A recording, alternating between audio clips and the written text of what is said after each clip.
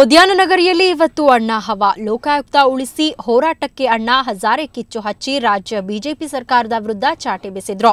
ಇನ್ನೊಂದೆಡೆ ಲೋಕಪಾಲ್ ಜಾರಿಗೆ ತನ್ನಿ ಇಲ್ಲವೇ ಮನೆಗೆ ತೊಲಗಿ ಅಂತ ಕೇಂದ್ರ ಸರ್ಕಾರದ ವಿರುದ್ಧ ಗುಡುಗಿದ್ರು. ಬನ್ನಿ ಇವತ್ತು ಅಣ್ಣಾ ಅಲೆ ಹೇಗಿತ್ತು ಅಂತ ನೋಡ್ಬರೋಣ.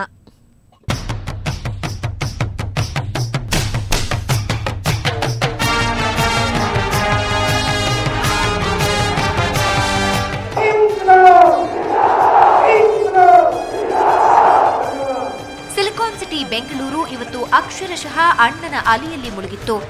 ಬಹುದಿನಗಳ ನಂತರ ಬೆಂಗಳೂರಿಗೆ ಬಂದ ಅಣ್ಣ ಮೊದಲು ತೆರಳಿದ್ದು ಗಾಂಧಿ ಭವನಕ್ಕೆ. ಅಲ್ಲಿ ಗಾಂಧಿ ಪ್ರತಿಮೆಗೆ ಪುಷ್ಪ ನಮನ ಸಲ್ಲಿಸಿದ ಅಣ್ಣ ಭ್ರಷ್ಟರ ವಿರುದ್ಧ ಹೋರಾಟ ನಡೆಸ್ತಾ ಇರೋ ಪ್ರಮುಖರ ಜೊತೆ ಸಂವಾದ ನಡೆಸಿದ್ರು.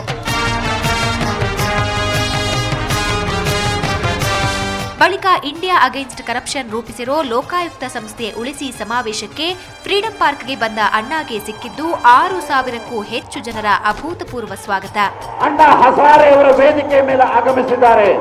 ಹಾಗೆಯೇ ಕಿರಣ್ ಬೇಡಿ ಅವರ ವೇದಿಕೆ ಮೇಲೆ ಉಪಸ್ಥಿತರಿದ್ದಾರೆ.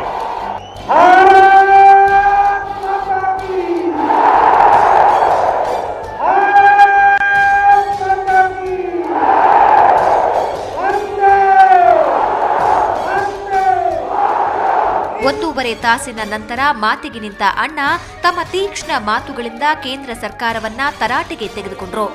ಜನಲೋಕಪಾಲ ಜಾರಿಗೆ ತನ್ನಿ ಇಲ್ಲವೇ ಮನೆಗೆ ಹೋಗಿ ಅಂತ ಗುಡುಗಿದ್ರು. अभी हम सब मिलकर सरकार को कह रहे हैं लोकपाल बिल लाओ नहीं तो चले जाओ.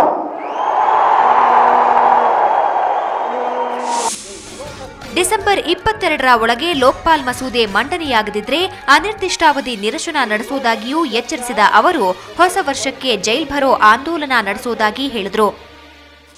अगर जन लोकपाल बिल 22 तक नहीं आया तो 27 तारीख को मेरा फिर से रामलीला मैदान.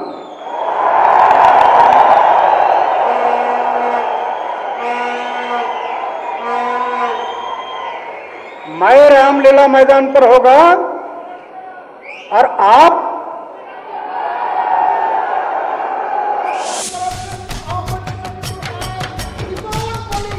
ಸೈನಿಕರು ಹೊರಗಿನ ಶತ್ರುಗಳ ವಿರುದ್ಧ ಹೋರಾಡ್ತಾರೆ, ನಾವೆಲ್ಲ ಒಳಗಿನ ಶತ್ರುಗಳ ವಿರುದ್ಧ ಹೋರಾಡೋಣ ಅಂತ ಕರೆ ನೀಡಿದ ಅವರು ನನ್ನ ಕೊನೆಯ ಉಸಿರಿರೋವರೆಗೂ ದೇಶಕ್ಕಾಗಿಯೇ ಹೋರಾಟ ನಡೆಸ್ತೀನಿ ಅಂದ್ರು.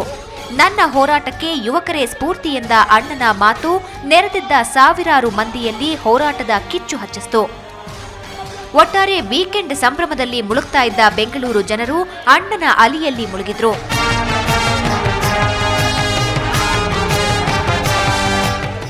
ಮಸೂದ್ ಜೊತೆ ಅಶ್ವಿನಿ, ಸುವರ್ಣ ನ್ಯೂಸ್ 24/7 ಬೆಂಗಳೂರು.